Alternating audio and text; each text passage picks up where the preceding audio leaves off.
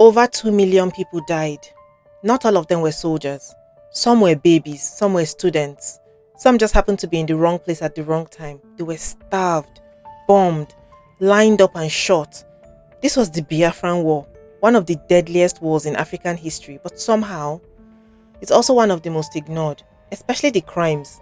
We don't talk about the massacres, we don't talk about the women that were assaulted, the children that died slow, painful deaths from hunger. And let me just say this now, this isn't about picking sides. I'm not here to argue whether Biafra was right or wrong, whether you're for Biafra or against it. One thing is clear, serious crimes were committed, and that's what we're going to talk about today. In 1966, something terrible happened in northern Nigeria. After a military coup led by mostly Igbo officers, things got tense.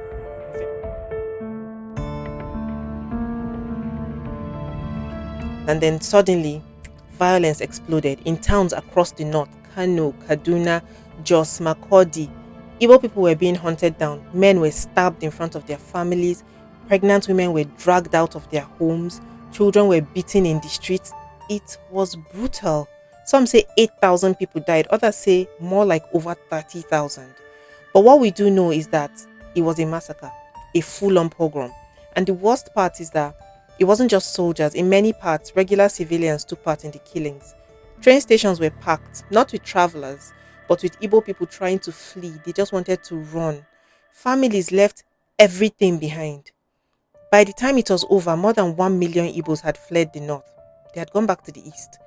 And there, something began to build. Fear, anger, a feeling of we're not safe in this country. And that's what set the stage for what came next. After the killings in the north, the east was in shock.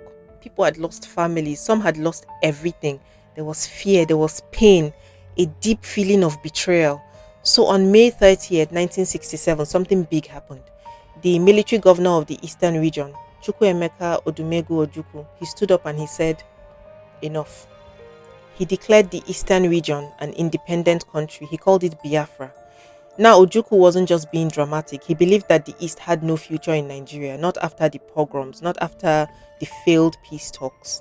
But Nigeria's leaders did not take it lightly. Just a month later, Nigerian government declared war. They called it a police action at first. But quickly, it became a full-on civil war. Nigeria versus Biafra. And at first, people thought it would be over in a few weeks.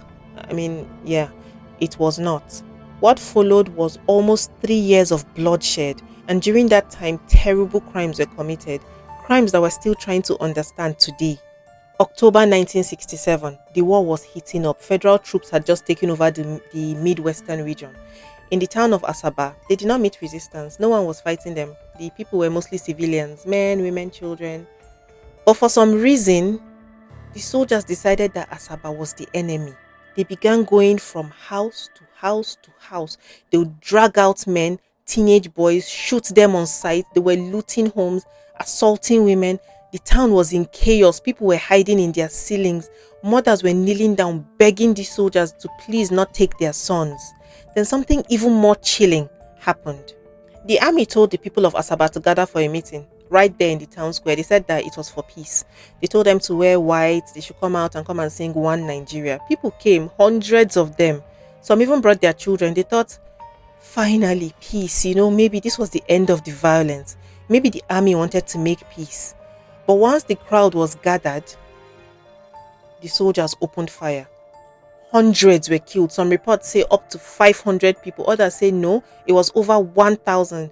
Fathers, sons, brothers, uncles gone. The day is now known as the Asaba Massacre. Until today, many Nigerians don't even know that it happened. No one was punished. The survivors were left to bury their dead in mass graves with their bare hands. If bullets did not get you, hunger would. That was the reality in Biafra. As the war dragged on and on, the Nigerian government put a total blockade on the east. No food, no medicine, no aid, nothing was allowed in. They blocked the roads, they blocked the ports. Even planes carrying food were turned back or they were shut down. The goal was to choke Biafra into surrender, and it worked.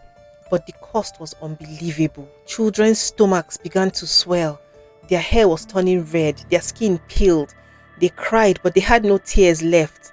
They were dying slowly from kwashiorkor, from infections, from plain hunger. Some ate rats, lizards, cassava peels. Others had nothing at all. By the end of the war, an estimated 500,000 to 2 million civilians had died. Most of them were children.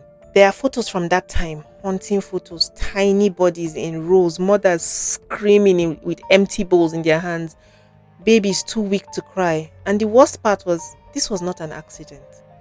A Nigerian official at the time, Chief Obafemi Awolowo, he was quoted saying, "All is fair in war, and starvation is one of the weapons of war." That line is still controversial today. Some say, well, it was strategy. Others call it, this was a war crime. Either way, the result was clear. Biafra did not just lose the war. Biafran children lost their lives, and if starvation wasn't enough, there were even more horrors during the war. In some places, the killings weren't just about winning the war, they were personal. One of the worst hit places was Anyoma, that's today's Delta State.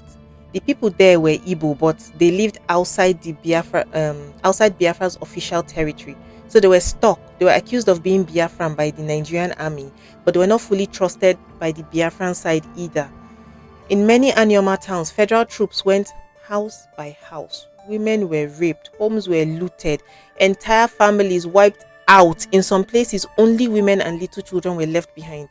The men were either all killed or they had run for their lives. Survivors said that the soldiers did not care who was who. They did not care if you were a fighter or not.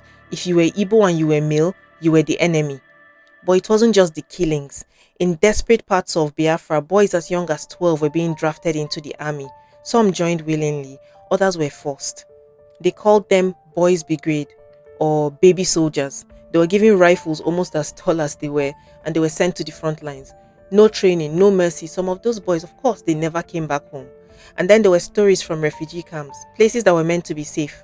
But even there, women reported being sexually assaulted by soldiers, sometimes by the very people who were supposed to protect them. All of this happened, and yet so little of it is taught. So little of it has been punished. As images of starving Biafran children started to spread, the world began to pay attention. Newspapers around the world, New York Times, The Guardian, Le Monde, they showed heartbreaking photos, tiny babies with swollen bellies. The global reaction was intense. In Europe, especially in France and Ireland, there were protests all over. People demanded that something needed to be done to help those children at least. For the first time ever, churches, charities, even rock stars got involved. People raised money, food was donated, but most of it could not reach Biafra. Remember the Nigerian blockade? Biafra became the first war in history where humanitarian aid was airlifted in the middle of the night by brave pilots flying through gunfire, dodging bullets just to drop bags of rice and some medicine in secret. This war even helped to create Doctors Without Borders, a group that still saves lives in war zones till today. But while the people of the world were trying to help, many governments stayed silent. Britain supported Nigeria with weapons, so did the Soviet Union. The US did not intervene, and when aid groups tried to speak up about the genocide, they were often told, just stay neutral. So while children were dying, politics continued. And for many Biafrans, it felt like the world was just watching them starve. On January 15, 1970, the war finally ended. Biafra surrendered. The Nigerian government declared the famous phrase, "No victor, no vanquished." It sounded nice, peaceful, forgiving, but for the people who lived through the war, it didn't feel like peace. Many came back to find that their homes had been burned to the ground. Bank accounts were frozen. Survivors were given just £20, no matter how much you had before the war, £20. Girls who had been assaulted, they were never given support. Widows were left to raise families alone. Children who had lost parents, they just wandered around with no help. And those who had lost everything, they were told to move on, let it go. There were no trials, no official apologies, no memorial days. The crimes that we've talked about in this video, many of them have never been acknowledged, let alone punished. Even today, if you bring up Biafra in some parts of Nigeria, people shift in their chairs. They say it's too sensitive. Others say it's better to just forget. How do you forget over 2 million deaths? How do you forget the faces of starving children or the mass graves in Asaba? The truth is, Nigeria moved on. But the East, did the East ever really heal? We've talked about the massacres, the starvation, rape, child soldiers. These were not just stories, they happened in Nigeria less than 60 years ago. And whether you're for Biafra or you're against it, whether you think the war was justified or not, these crimes were real. And the saddest part is, most people in Nigeria, they've never even heard about them. That silence, that part where people don't know, is part of the damage. Because how do we make sure it never happens again? If we never even talk about it, if we don't know what happened, how do we prevent it from happening again? Maybe it's time to stop pretending the Biafran War was just history. Maybe it's time to call it what it really was, a tragedy with victims, with scars, with stories that deserve to be told. Let me know your thoughts in the comments. Was this new to you? Did your parents ever talk about Biafra growing up? Because my dad did. My dad was drafted into the army as a teenager.